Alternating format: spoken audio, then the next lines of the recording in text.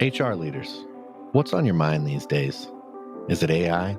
Is it the economy? The talent market? Remote work? Retention? DEI? Pay transparency? New laws? Our 2024 Workplace Trends Report outlines how HR leaders are thinking about these challenges and what they believe will help their organizations overcome them. Want to find out what they said? Head on over to peoplemanagingpeople.com/Workplace Trends 2024 and download the report to find out. Colleges and universities have long served as the tap that filled the talent pool.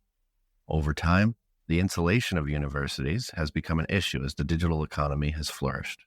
Today, being cut off from the real world has led to colleges struggling to develop graduates who can meet the demands and needs of organizations they strive to work for. Over the last 40 years, very little has changed in terms of the programs offered by universities.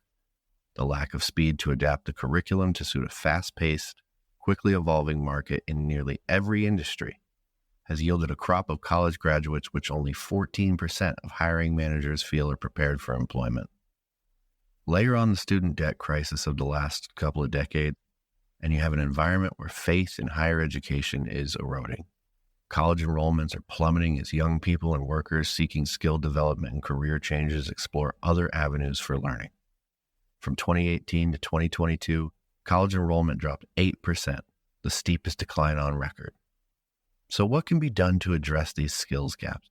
What can be done to ensure that Korn Ferry's estimate of 85 million jobs going unfilled by 2030 at a cost of $8.5 trillion to the economy doesn't become a prophecy? The answer may just lie in a new approach to an old idea. Welcome to the People Managing People podcast. We're on a mission to build a better world of work and to help you build happy, healthy, and productive workplaces. I'm David Rice, Senior Editor of People Managing People and your host. My guest today is Ryan Craig, Managing Director at Achieve Partners, a venture capital firm dedicated to investing in the future of learning and earning. Ryan joined me ahead of the release of his new book titled Apprentice Nation: How the Earn and Learn Alternative to Higher Education Will Create a Stronger and Fairer America. We're going to talk about the challenges facing apprenticeship programs, how other countries use apprenticeships for workforce development, and who the task of building these programs actually falls to. So let's just jump right in.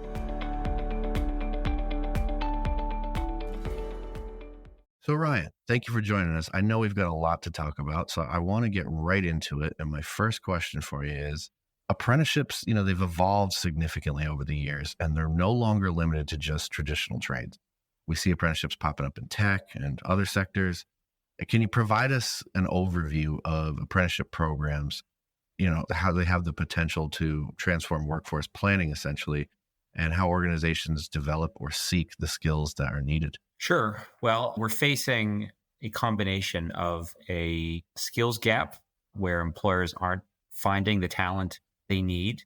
And that's coupled really with an experience gap where employers are larding job descriptions with requirements that really would mean that someone trying to get an entry-level position in a field needs to have worked for a year, 2 years, or 3 years. I mean, some shocking statistics. If you actually look at these job descriptions for jobs that used to be truly entry-level, on average, they're asking for a year's worth of work experience. And, cybersecurity is a perfect example. A tier 1 analyst to break into cybersecurity, those jobs ask for certifications that you really need to have worked for 3 years to attain. So it's employers aren't finding the talent that they want, and young people are increasingly having a hard time launching careers. 40% of new college graduates are underemployed.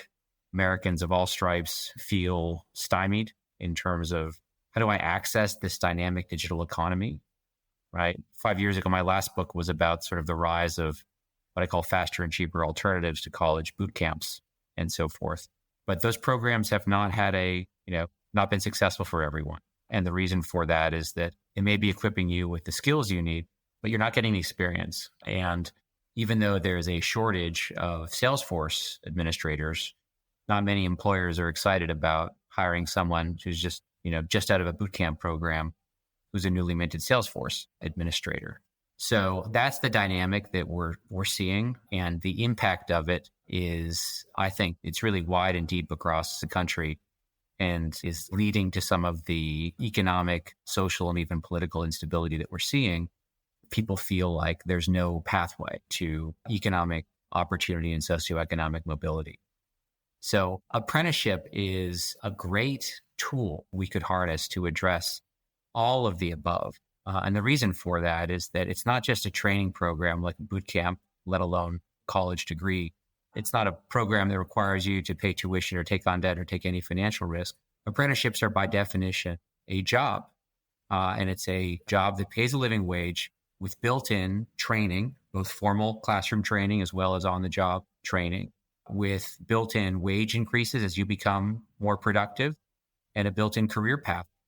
And so how great would it be if we had a country with as many large-scale apprenticeship programs across every sector of the economy as we have colleges and universities, with as many apprentice jobs as we have seats in freshman college classes. And so that's really what the book is about. And the question is how we go from, well, first of all, where we are on apprenticeship as a country and how we go from here to there. It's interesting. Like companies have these huge, learning and development budgets, and they're willing to spend tons on technology to support that. As you've noted, few companies create apprenticeship programs themselves. And if they do, they very rarely scale it.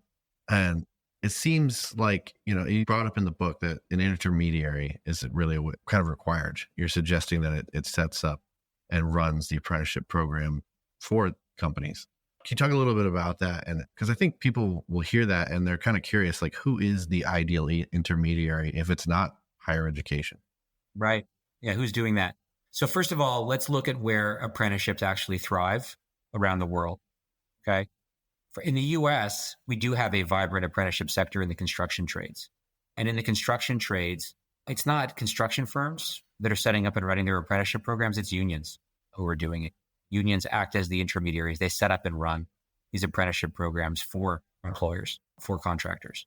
In Germany, where, apprenticeship is sort of a way of life, and as many people sort of get their start through apprenticeship is through college and university. Again, companies like Siemens and BASF and Bertelsmann generally aren't the ones that run their own apprenticeship programs. Apprenticeship programs are set up and run by large chambers of commerce and powerful unions whose role in doing so was actually written into law. They're required to do this, which is why I kind of laugh every time you see some sort of delegation from the U.S. state government going over to Germany to drink the Riesling and eat the schnitzel and look at their apprenticeship programs, because it's not replicable in a couple of ways. One is that we don't have these massive chambers. So if you're in Munich and you have your own little consulting business, you're required by law to join the Chamber of Commerce there. So the Munich Chamber of Commerce has 400,000 members. They're large and powerful. We don't have anything like that. Our chambers of commerce are sort of a pale imitation of what they have over in Germany. So that's not going to work. And as a result, it's never going to be law that chambers of commerce in the US have to run apprenticeship programs. So it's not replicable. But what's replicable is the UK and Australia. So Germany is about 15 times better than the US on apprenticeship in terms of apprentices as a percentage of the workforce. They're 15 times the US.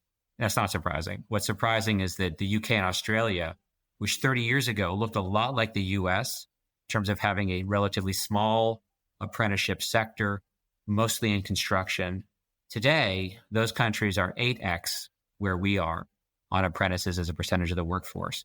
And it's very common for people to launch careers in financial services, tech, healthcare, logistics through apprenticeships. They have apprenticeships all across the economy. Now, how did they do that? They don't have large chambers of commerce or powerful unions the way Germany does. The way they did that is by recognizing that employers don't create apprenticeships on their own. It's intermediaries who do the heavy lifting of setting up and running these programs. And they needed to incentivize the establishment of a robust ecosystem of intermediaries to do the heavy lifting of setting up and running these programs. And so that's what they did. They essentially funded apprenticeship programs, both the training component as well as providing paid per apprentice type funding. So intermediaries got paid for the training. They knew that they would be paid every apprentice they trained, and they'd also get paid every time an apprentice was hired by an employer client. And today, as I said, you have these ecosystems of intermediaries in the UK, 1,200 intermediaries that are in the business of setting up and running these programs that knock on the doors of every large and mid-sized employer in the UK offering to set up and run an apprenticeship program.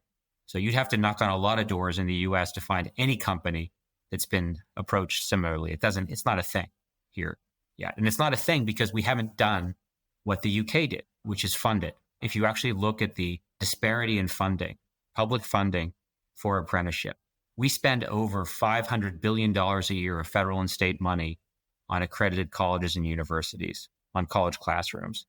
We spend less than 400 million on apprenticeships. So the ratio is over 1,000 to 1. And if you compare a college student to an apprentice and say, how much support is that individual receiving? For every dollar the apprentice is receiving, the college student gets 50. So I don't know if the right ratio is 2 to 1, 5 to 1, 10 to 1, but it's not 50 to 1 or 1,000 to 1. So we are way out of balance with every other country. And that's a huge problem given the skills and experience gaps that I mentioned, as well as the fact that the digital skills that employers are having a hard time finding are actually harder to learn in a classroom than they are on the job. So, how great would it be if we had apprenticeship programs for all of these tech jobs? And most good jobs are tech jobs. So that's what we've done wrong. There's other things too that I talk about in the book that we haven't done that other countries have done, but that's the main one. If we could fix that, we'd have thousands and thousands of intermediaries, nonprofits, and I profile a bunch of them in the book that are sort of these nascent intermediaries in the US that are doing it without funding effectively. But you could imagine if we created incentives that, big staffing companies, Manpower, Allegis, Adecco, would get into the business of setting up and running apprenticeship programs for their clients. And big and mid-sized company would become very common for companies to have apprenticeship programs and apprenticeship pathways because we'd be effectively subsidizing it. But, we know that the return on investment from these programs, obviously for the individual, it's almost infinite because they're not paying any tuition or taking any financial risk. They're just getting a job they wouldn't have been otherwise been able to get. But for the employer, as well as for government that funds it, it's an exceptional return, a much higher return than an investment in another college classroom.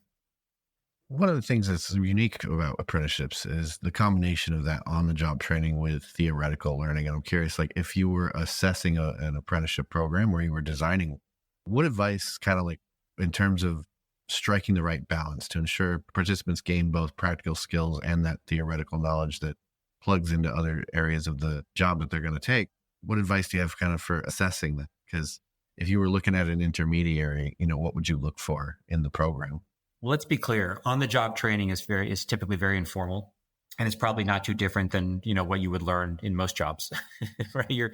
When you're working in a job, you're learning it to do the job as you go, and you're learning other things as well. And the on-the-job training is not much more than that. It's the formal component that's different, and that formal component needs to have a number of different elements. So you need the technical or digital skills that you need that employers can't find. That's a lot of what we see. But you also need to understand the industry that you're working in and your job role. So for example, if you're going to be a Salesforce administrator working for a hospital, and you don't understand the healthcare system and how hospitals actually work, you're not going to be effective at your job. So one of the apprenticeship programs that my group, Achieve Partners, helps run is a healthcare IT apprenticeship program where we spend the first month and a half basically just training people to understand the healthcare system and how healthcare works. And then finally, there's a soft skills component as well to it. You need to know for most of these individuals, it's their first, what I would call good job, first job in a professional setting, first job that's not kind of a frontline worker job. And they need to understand how to interact, whether it's an in-person or remote work, in a professional manner. So I'd say those are the three elements. Anytime we talk about, talent development or recruiting or anything like that, we talk a little bit about diversity, equity, inclusion these days. They're central to the discussion in the corporate world. How can companies kind of ensure that the apprenticeship programs, let's say that they partner with, reflect the inclusivity and offer the opportunities to underrepresented groups that they're intending to? Well, first of all, again, apprenticeships are the only pathway that offer a true level playing field. So they're as accessible to the most underprivileged, underrepresented individual as they are to someone who was born on third base. thinks they hit a triple. So that what we find is that our apprenticeship infrastructure today is so limited that every time one of our companies launches an apprenticeship program, we have 200 or 300 applicants for every seat in the cohort. And why not? Because these apprenticeship pathways are essentially, if you're successful, you're going to be making six figures in 3 or 4 years in a sector that you knew nothing about and with sort of hard digital platform skills that you didn't have coming into the job. So whether it's a Salesforce or cybersecurity or healthcare IT or a Workday apprenticeship program, we have 200-300 applicants for every seat. And so we screen not on specific skills. We screen on aptitude, we screen on interest, and we screen on diversity. Because if our intermediaries can help their clients also diversify their tech workforces, it's another win. So our cohorts tend to be majority underrepresented minority in fields where the percentage of underrepresented minority are 5-10% typically. So yeah, we think it's a hugely useful tool for DEI and to help diversify workforces, especially in fields where that's a major problem. We're in this time where everybody's talking about automation, right? AI and other technological advancements. I'm curious, how do you see apprenticeships adapting to stay relevant in that future job market? And is it almost kind of inevitable? Because if AI is going to be replacing jobs, don't we all kind of have to almost take an apprenticeship approach? Yeah, look, I think you're right. And I think the reason you're right is that what generative AI is already doing, it may be shrinking the skills gap, right? Like you may not need to master Salesforce in the same way in a couple of years because there will be a sort of a natural language. You'll be able to just, tell the system what you want to do. So there's that element.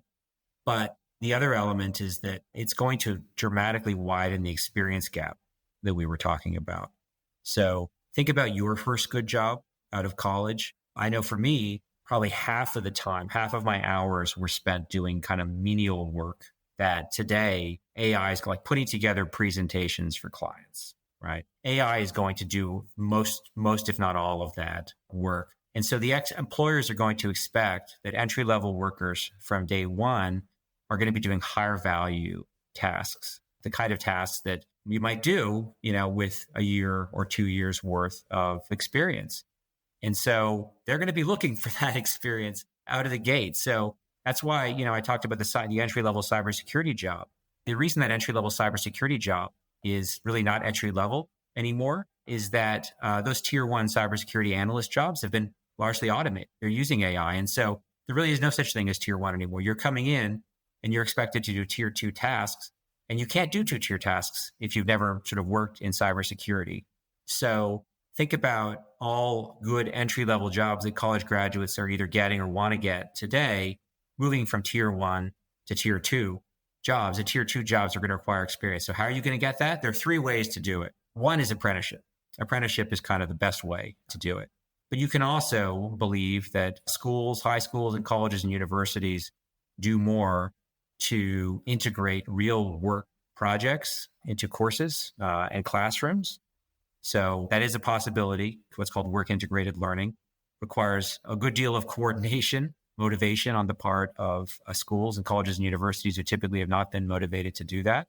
But that is one option. The second one is, or the third option, besides apprenticeship and work integrated learning, is internships. So internships differ from apprenticeships in that they're not full-time jobs. They're jobs that you take while you're enrolled in a formal educational program and for a limited duration, typically. Hopefully they're paid, because if they're not paid, then they're inequitable. But, internships tend to be informal, kind of relationship-based, catch as catch can. And there aren't too many schools out there that have done a good job sort of systematizing and formalizing internships. So for my money, the best bet is a modern apprenticeship system like, most other developed countries have, and that we haven't built yet.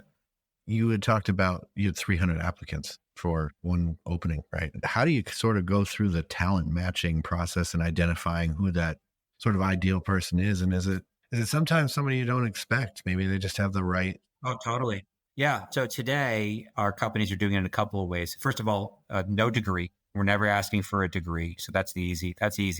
The second is we do a lot of assessments where we're assessing for what we think is aptitude. And we look at sort of who's good. What are the characteristics of someone who's actually good at doing that entry-level job? And we kind of work backwards into an assessment so we can assess for those capabilities upfront. Where we're going to and some of our companies have already moved to is essentially a pre-course. So the best way to learn if someone's going to be good at something is to give them a trial, right? We know that to be sort of trials. Job trials are 4 times more effective than sort of the next best predictor of whether someone can do a job. So we're going to be giving candidates or, those interested in these apprenticeship programs kind of trials through, short online courses where they'll be doing coursework that will demonstrate their not just capability, but also interest level in the apprenticeship program. And those who complete that, sort of pre-apprenticeship course will be at a minimum guaranteed an in-person interview with the recruiter for the cohort. So that's one way to guarantee that you don't just send your resume off and you never hear about the position again, which is the typical sort of job applicant experience nowadays. Now, there have been some companies that have attempted to start their own apprenticeship program. I'm curious, what has been your impression of, say, like I think Google has one, for example. So what has been your impression of the efforts that have been made by companies rather than intermediaries? What are some of the lessons that they've learned, maybe? So I was at a meeting a couple of weeks ago where about the future of the U.S. workforce and a bunch of Fortune 500 companies were in attendance. And, they started bragging about their apprenticeship programs. And one of them was a big systems integrator that said, well, we've hired 2,000 over the last 10 years. And then another one, a gigantic food service company, we just hired a new cohort of 3 cybersecurity apprentices. And given the scale of these companies, 2,000 over a decade is kind of laughable and 3 is a joke. So it's just, the scale that these programs that companies run of their own. And again, why should we expect companies to run their own apprenticeship programs? We don't ask them to run their own schools to train their talent. So most companies have gone the other direction. Most companies used to do much more on training entry-level talent. And today, there's much more of it as sort of an expectation that we want folks who were kind of perfectly suited for this role and will come and will be productive on day one. Now, there are exceptions, right? At the top end, the Goldman Sachs and McKinsey's of the world, they hire really smart people and they invest in training them, and they sort of have business models that work to do that. For the vast majority of companies, it's not that. They really want someone who's going to be productive on day one. And so, the idea that somehow we should just wait around and hope that, employers themselves are going to, figure out how to run these programs. I think, the fact that we are last among developed countries on apprenticeship is kind of proof that that doesn't work.